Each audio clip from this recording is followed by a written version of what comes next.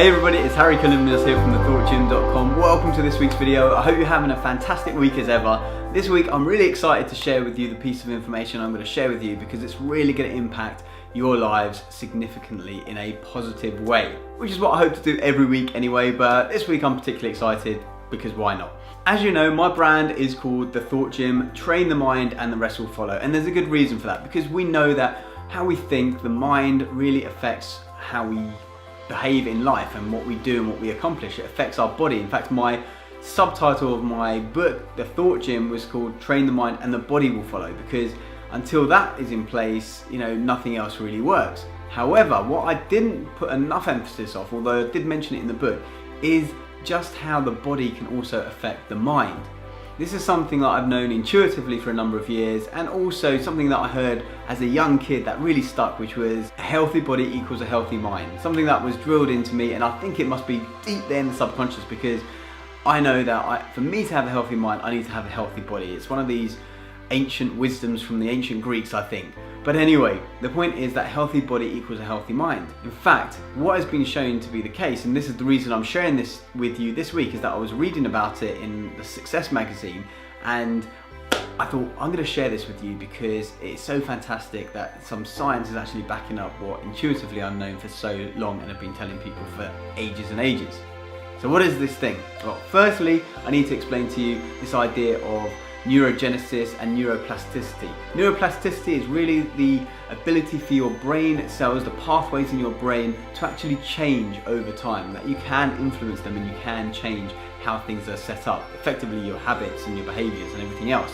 And neurogenesis is the birth of new brain cells. I remember when I was at school and I was 16, and one of the biology teachers told us that from the age of 16 onwards, all your brain cells just start slowly depleting by the tens of thousands a day. And I was like, oh my God, is this the smartest I'm ever going to be at 16? Which wasn't particularly smart, I guess, but I was pretty kind of taken aback by it, and I thought, oh my God, that can't be true. And indeed, it's not true. In fact, the last 5 to 10 years there's been massive advances in neuroscience, and they are showing that in fact neurogenesis happens throughout your life, which is basically the birth of new brain cells. So don't worry about all those brain cells you're losing, provided that you can be generating some to compensate for the ones that you lose. So how do we generate new brain cells? That is the question, and it's something that I did mention and refer to in my book, but I'm just going to reiterate it here, and that is through physical activity, through exercise. I mean, it sounds maybe a bit obvious to some people, it maybe sounds a bit unbelievable to others. So let me just illustrate with a couple of studies that I was reading about in the magazine Success. So the first one talked about a study that had just come out of Sweden, which followed 1 million men.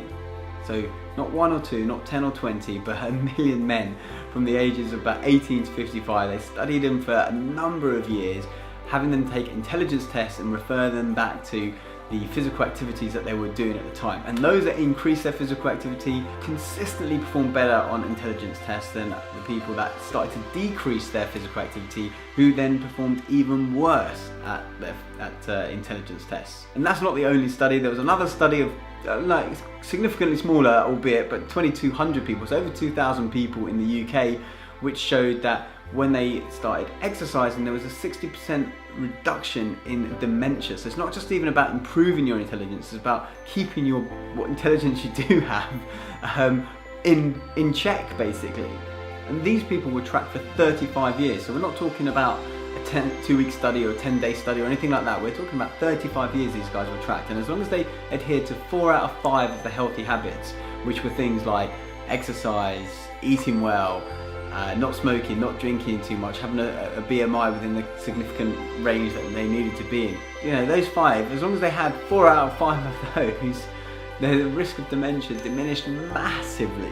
So we've got this idea that you can increase your intelligence, we've got this idea that you can reduce the effects of dementia or reduce them altogether.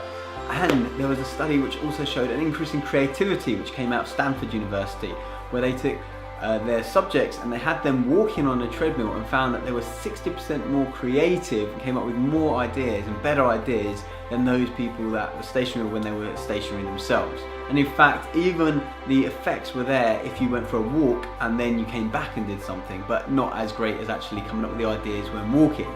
The reason I'm so excited about this is because most people, in fact, I'm pretty sure if you're an able-bodied person watching this right now, you can do some walking. I mean, even me, who has been on crutches for the last 5 weeks, which, yay, I'm off the crutches and I'm walking about a bit better now, and the knee's improving all the time, which is great, I still walked about. And it's just so refreshing that you can do things so simple which improve your health so massively. It's an amazing feat, really. I mean, we think of it as being so basic just to be able to walk, that we're looking for these complicated solutions all the time to improve our health, to improve our intelligence, to reduce our risk of all these problems, to improve our creativity. We're looking for these little apps and whatever else it might be. But actually, something as simple as just walking will help massively. In fact, it's like the panacea of all medication, according to one of the people listed in the article. In fact, it was Norman Deutsch, I think his name is. I don't know how you pronounce it, but he wrote a book called The Brain That Changes Itself. He's listed in the article about talking about someone who had Parkinson's disease and literally walked off their Parkinson's disease in his latest book. Anyway, you can check that out. I don't know all the facts behind that, but I'm a firm believer that exercise creates these physiological changes to not just our body, which obviously we can all see, but also our mind as well. And you know, something as simple as walking, you don't need to be paying 50, 100 pounds or dollars or whatever a month on a gym membership. Get out and walk. That's my plea for this week.